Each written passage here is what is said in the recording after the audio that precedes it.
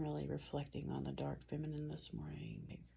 The real dark feminine will destroy everything in her fucking path. The dark feminine is destructive at its core. That is the dark feminine. When this energy wants to express itself, or whenever there's aspects of your feminine that have been ignored, I believe this is how it works.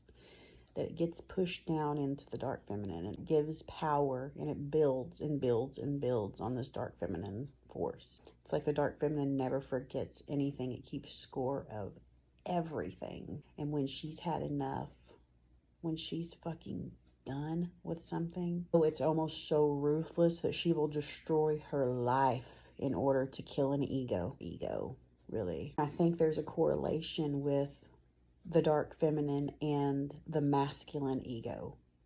I feel like there is a certain flavor that gets activated within the dark feminine. If there's anything to do with a masculine ego, or it's the ego that's involved, you better watch out, because again, the destruction to take down anything and everything, and even its own fucking life, to destroy this ego, or to destroy this illusion, or to destroy this, whatever it is that the dark feminine is perceiving as having too much power over the feminine. Whatever that is, that it's gotten out of control. It's just like a force that is ready to express and ready to destroy. And in the Hindu culture, it's the Kali Ma.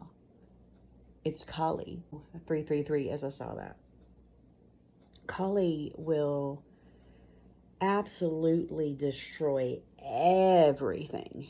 She wipes out every fucking thing, and she has no mercy whatsoever. She's the dark feminine. When things are repressed, and when that masculine ego is allowed to grow and grow and grow, there comes a point, almost when the dark feminine, or when the feminine knows, feminine is aware during this process, and before it gets to a level of explosion or of something happening. It's like a build, and the feminine takes notes, and it keeps score, almost to the point where, and it's almost so self-destructive that it will abandon the self in the moment. It's like a self-abandoning in order to, there's a recognition and a conscious awareness. Okay, this is what's happening here, but you know what? I'm going to allow it to get worse. I'm going to consciously allow this to snowball. And I'm going to consciously allow this thing to blow up on itself.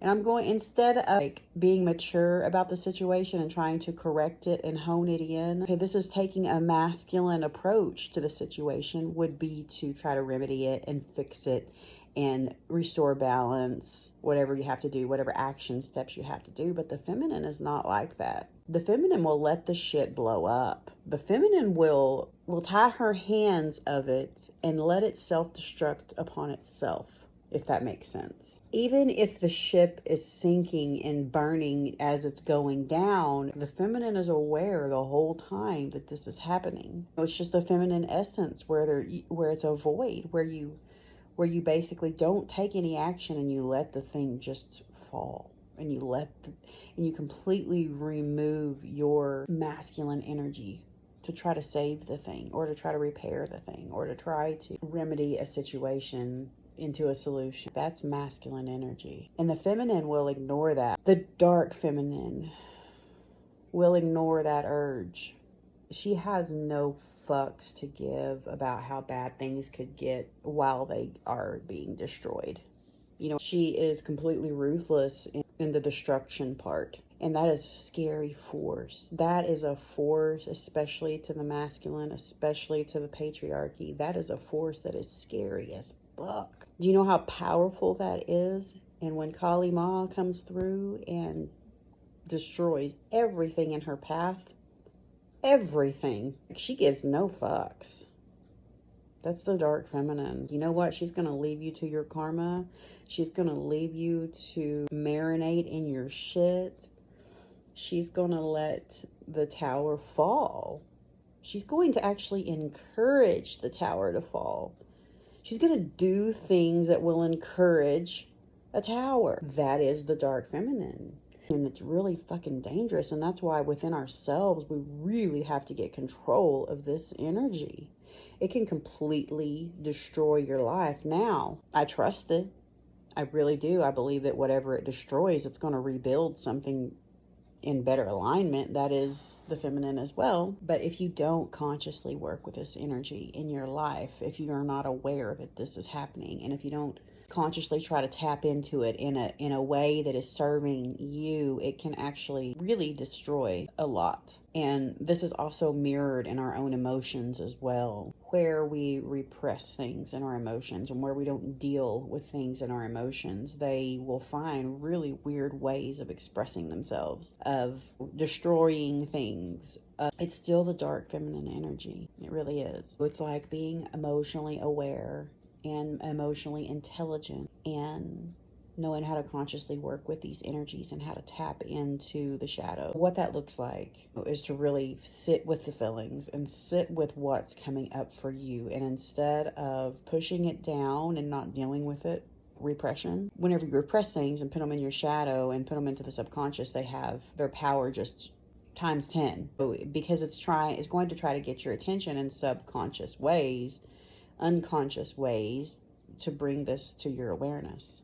1111, as I saw that. You got to get control of that shit. How that really looks is whenever you find yourself dealing with these dark emotions, find a way to harness those and let it tell you the truth of your story. Let it tell you the truth of what the messages are for you. And then go into that truth and transmute it by turning it into positive action, by letting the thing that is there, that's presenting itself, let it form a new boundary for you to protect yourself, for one. And then take that passion and take that anger and all of that, all those heavy feelings that you've repressed, take that, and then I want you to visualize yourself taking all of that power, and I want you to put it in a ball, in an energy ball. Visualize it, and then I want you to take that energy ball and I want you to put it into your sacral chakra, right in your sacrum. You want to put that energy down there. That's where you create from. You want to put that energy down there, that energy ball, into your sacrum, okay? And you want to imagine as it goes into you, when it comes out, that it is flowers or beautiful light or whatever it is that you can do with your own energy. Just manipulate that energy into something beautiful for yourself. And then you'll be led to certain things, to express yourself differently or to share differently. Just follow whatever comes up at that point. That's how energy works. That's how all of this energy healing works. It's just a matter of taking the energetics. Once you look at them and once you articulate the energies, you're just going to decide to do something different with them. You're just going to try to consciously direct them where you want them to go. If you want them to go for healing, if you want them to go for growth, then that's what we're going to do with the energy. And we're just going to visualize it however we are intuitively led to visualize it in a meditation. And then we just, in our waking life, it really is about then just following the intuitive nudges and staying present and working with those energies in a new and different way.